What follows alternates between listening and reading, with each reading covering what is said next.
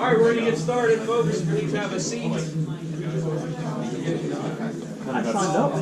Yeah, first one on the list. That's the best advertising right there. My office, that's even better. I'll make sure everyone got this that wanted it. So before we get started, everyone just kind of scattered. So everyone sign up on here who wanted to. Anyone one on the list that hasn't signed up on here yet? Okay. Grab a pen. Mark will handle that. He's good. He's a good guy. You should see how he's good, but they do a lot of wholesale. Mark and Aaron, they do kind of wholesale. All right, so I'll get started. Mark, I'm here to talk about how to properly insure your investment properties. I don't want to be the only one talking. If you guys have questions and you want to make a discussion out of this, I'd prefer it that way. But I'm going to do a review of what I'll try to touch on, and hopefully your questions and the discussion bring up some more opportunities to learn. So we'll go over what replacement cost is versus what actual cash value is. So the two options for how to insure a property: vacant residential properties, vacant commercial, occupied rental properties. I'll go over a list of endorsements that I recommend to all of my clients to add to their insurance policies, and then we'll go through a way how insurance agents calculate replacement costs when you give them a building to insure, and I'll actually just show you the calculator and how that is done. So replacement cost is the cost to replace the damaged property with materials of like kind and quality without any deduction for depreciation. So you have a rental property that has a roof is damaged by a hailstorm, the whole thing has to be replaced. With replacement cost, the insurance company is going to pay for the whole thing to be replaced minus your deductible. Same thing if you have custom cabinets in a kitchen, there was a kitchen fire, and they have to be replaced, they're going to put in like kind and quality kitchen cabinets minus the deductible. And then a replacement cost policy is usually a little bit more expensive, but it's a better policy and it usually goes along with better coverage. ACV, or actual cash value, is the cost to repair or replace the damaged property minus depreciation. So same scenario, you have a rental property that has a roof that was damaged by an ice storm, whole roof needs to be replaced. The insurance company isn't paying for the entire roof to be replaced. Say the estimate for the new roof is $6,000 for asphalt shingles. At ACV, they may only pay out $2,600 because of the depreciated value minus your deductible. Same thing with the cabinet scenario. You're going to get depreciated value on replacing cabinets. An ACV policy is more for someone who is just looking to cover their overall investment. So it's, if you're looking for every little small claim, to get back whole, ACV is probably not for you. It's for someone who has a property that they're really just looking to, if there's a fire and a complete loss, they want to get their investment back. And then ACV also includes a co-insurance clause, which we'll go over the definition of what co-insurance is in a second here. And then I also wanted to point out that replacement cost on the actual structure doesn't mean that you have replacement cost on personal property or contents in a property as well. So you have a rental property, you own all the appliances, so you're insuring those appliances. Say you have $5,000 in personal property coverage on your your appliances in the property. If there's a loss, because you have replacement cost on the structure, doesn't necessarily mean you have replacement cost on the personal property. So they may pay out on the depreciated value on the contents or the appliances. But replacement cost on contents can be added as an endorsement on rental property. So any questions on any of that so far? If you have a tenant and it's occupied and their belongings are destroyed or damaged, that's not covered typically, right? Not at all. By your landlord policy. Yeah, no. Your tenant's liability and contents are not ever covered on your policy. Yeah, for example, I know we had one, this is an odd one, but it was lightning, right? And it surged and it destroyed some of the electrical components of the tenant, and that could be significant, right? It could be a couple $1,000s worth of items. Yeah. They wanted us to pay for it. I'm like, no, because in our lease, first of all, no, I'm not paying for it. Because in our lease, it says we're not responsible for such and such, and you should have renter's insurance. Renter's insurance could cover something like that. So that's something you need to be cognizant of, is in your leases, you should have a clause where they should have renter's insurance. All right, so co-insurance is a property insurance provision that penalizes the insured's loss recovery if the limit of insurance purchased by the insured is not at least equal to a specified percentage, most of the time it's 80%, of the value of the insured property. So here's the example: if a building valued at $250,000 is insured with a policy containing an 80% co-insurance clause, the policyholder must purchase at least $200,000 in coverage. If the policyholder purchased less than that, they'd be responsible for a proportionate share of the loss. So insurance companies put these clauses in basically to make sure that you're not, you buy a $200,000 duplex and you say, it's only worth $50,000, I only want to insure it for $50,000 so that you pay less for the insurance. They're preventing people from, insuring it for less than what they should be. So if you have a rental property now that's insured at actual cash value, just keep in mind that it's most likely going to include a co-insurance clause like this. So you want to make sure, if you've had a property for 20 years, the value of it might be way more than it was when you originally bought it. So you want to revisit how much you're insuring the property for.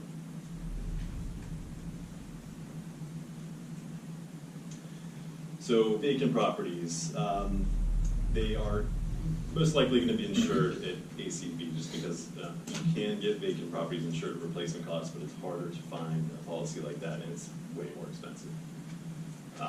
It's basic coverage usually with covered perils or the causes of loss. It's going to be less things covered by a vacant property policy opposed to if it was occupied. You can usually include coverage for renovations, so you can, if you're estimating you're going to put $50,000 into a property while it's vacant, you can have coverage for that. Typically, they're more expensive than a occupied home or rental property policy because they're vacant. It's more of a risk to the insurance company, so it costs more to insure. And then you can get these policies up to 4 units before you have to go to a commercial or business policy.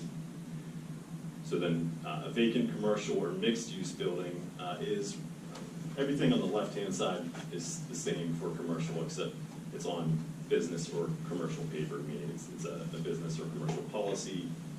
That's whether it's under your personal name or an LLC or a business name.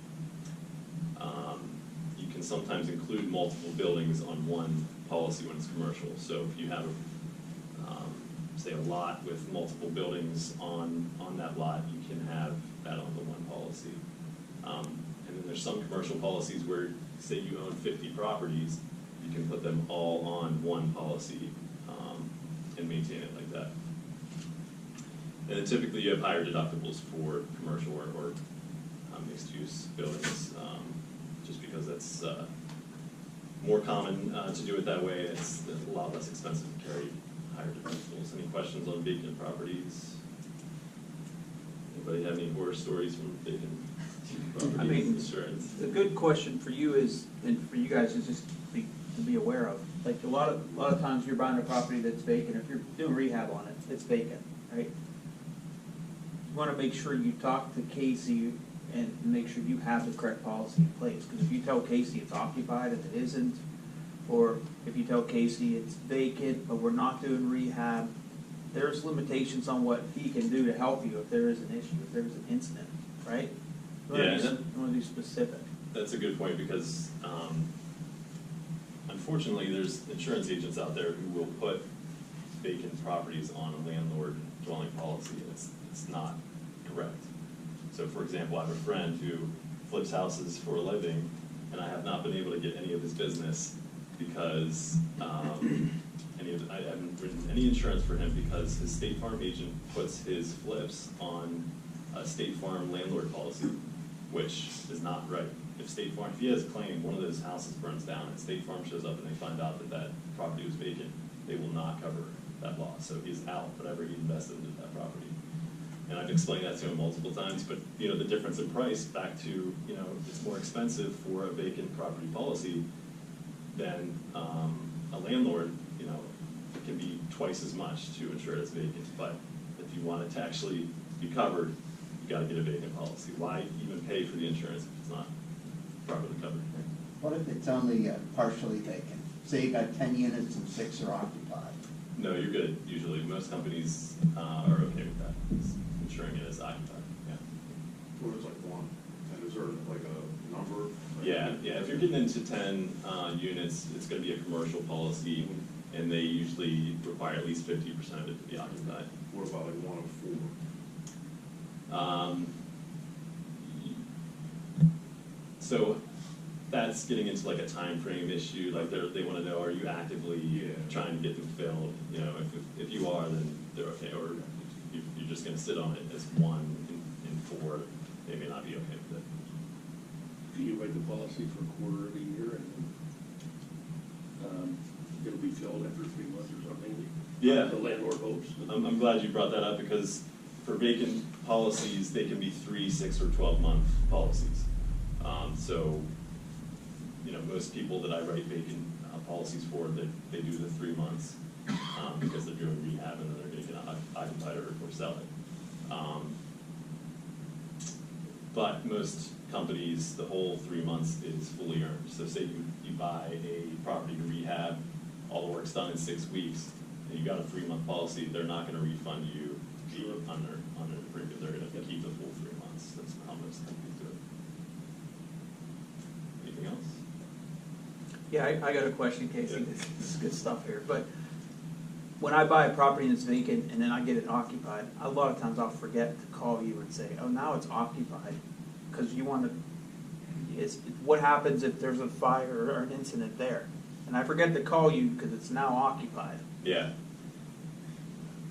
Well, so are you talking if you have like a standalone Yeah, vacant let's say it's a policy? duplex and it's vacant and I'm rehabbing it, and then 6 months later it's done and I have it rented, and I just forget to call Casey and say, now I need a landlord policy occupied. What happens there? That's a little bit different because they prefer it to be occupied, Right. so it's still going to be covered. Mhm. Really, you're just hurting yourself by not letting me know, because you get better coverage when you turn it to an occupied Right. landlord dwelling policy. So, but even if you still have it on vacant paper, it's Yeah. it's still good. And most companies that write vacant, they will automatically convert it to a landlord policy for you if you want them to. Okay. So yeah, it's not like it wouldn't be covered. It's just important to audit your insurance probably yearly, if not, and if you do the volume that I do, it probably should be done monthly, but I don't do that, but yeah, you should. Alright. So moving to occupied. So most of the time, an occupied property is going to be insured at replacement cost. So there's exceptions, but that's usually if you have 1 to 10 properties that are occupied, you're going to have replacement cost coverage on those.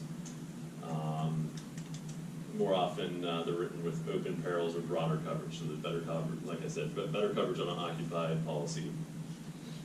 They're priced more like a homeowner's policies. They're a lot cheaper.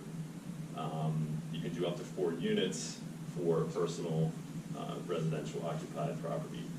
And then some special endorsements can be added to those types of policies that, and I'll actually go through some, again, ones that I recommend.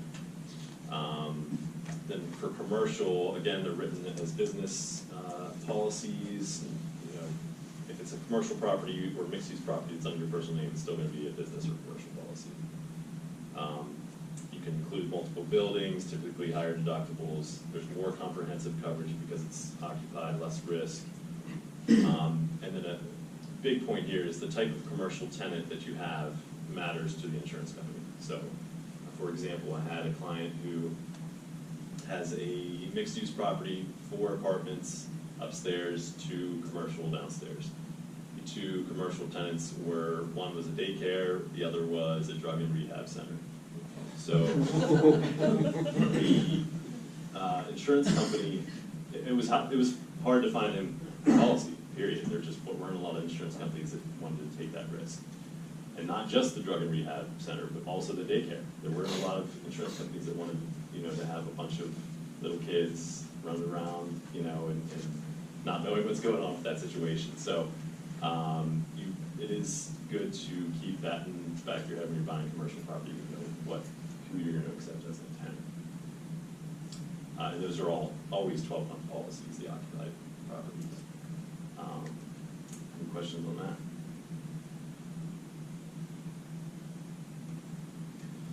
All right, so here are the endorsements that I recommend for most policies. I don't let anyone go, I don't send a quote out to anybody without water backup of sewers or drains. So water is something that is not covered by insurance companies in most cases. If it's a burst pipe in the property, then it's gonna be covered. But if it's outside water coming in, it's not gonna be covered. Unless there's some sort of specific endorsement that's added to your policy. So water backup of sewers and drains, if the sewage comes up into the basement or the bottom floor, and even if you don't have a finished basement, it costs thousands of dollars to clean that stuff up. So for $5,000 in water backup coverage, it might be $30 a year or something. If you have a finished basement, I recommend at least $10,000 in coverage for water backup. Again, it's That's cheap. an important one, because we just had a property, did you insure, the one on West Steuben that we just sold by Anthony? I don't remember. What is it? Was, I didn't mortgage it. yeah, literally, he just bought it, it's, Oh, yeah. May 18th. Alex, right? Yeah, Alex, yes. Yeah. He bought it May 18th. Yes, I did get that one. And like June 1st, the sewer backed up in the Yeah. basement, and there's a basement apartment. Yeah, And he had it, right? yeah, and when I got that call, it was not a good feeling. Yeah. He had 25,000 in water backup coverage. Yeah, I mean, that could be huge. I mean, Yeah. you call carpet, it's in the furnace, it's just, who knows what that's gonna cost, so. Yeah. You can get that kind of coverage through the water company, you add it to your bill, is that the same as the endorsement?